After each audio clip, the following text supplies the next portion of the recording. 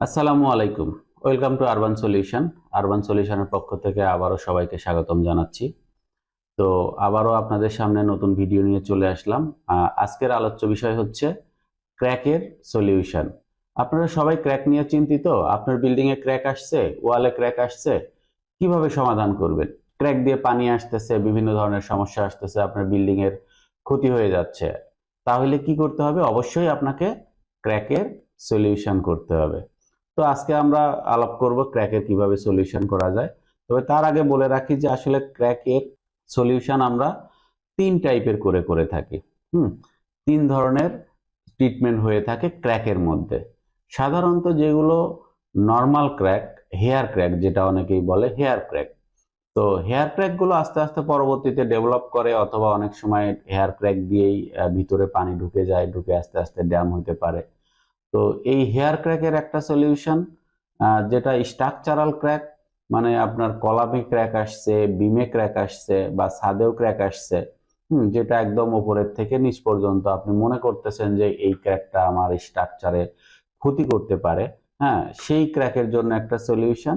আর একটা হচ্ছে যে নিচের কোনো ছাদে জাস্ট ক্র্যাক আসছে, ওয়ালে ক্র্যাক আসছে, পানি আসতেছে, ড্যাম হয়ে যাচ্ছে, হ্যাঁ, সেটার জন্য একটা সলিউশন। তো আমরা প্রথমেই একটা হেয়ার ক্র্যাকের সলিউশনটা দিব, দেন তারপরে বাকি আর দুইটা ক্র্যাকের সলিউশন দিব।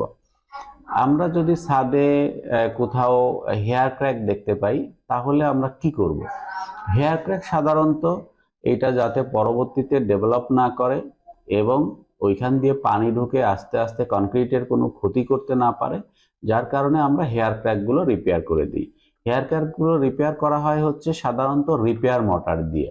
পিপিএম, পলিমার মডিফায়ার মোটর, মানে একটা মোটর তৈরি করা হয় যেটাকে বলা হয় পলিমার মডিফায়ার মোটর। এই মোটর দিয়ে প্রথমে আপনি ক্র্যাক বরাবর ভি শেপ করে সুন্দর করে ক্র্যাকটা কেটে নিতে হবে। কেটে নেওয়ার পরে এইটা ব্লোয়ার দিয়ে পরিষ্কার করে ফেলতে হবে, যাতে এখানে কোনো ডাস্ট, কোনো ময়লা টয়লা না থাকে। দেন আপনাকে কি করতে হবে? একটা পিপিএম তৈরি করতে হবে, পলিমার মডিফায়ার মোটর, অনেকে রিপেয়ার মোটর বলে। তো বাজারে কিছু রিপেয়ার মোটর সরাসরি ব্যাগে পাওয়া যায়। 25 কেজির ব্যাগ থাকে, আপনি জাস্ট এটাকে খুলবেন, হ্যাঁ, পানি দিয়ে প্লাস্টারের মতো করে মশলার মতো বানাবেন এবং ক্র্যাকের মধ্যে লাগাবেন। বাট এছাড়া যদি আপনি এই মোটরটা না কিনে আপনি নিজেও মোটরটা বানায় নিতে পারেন।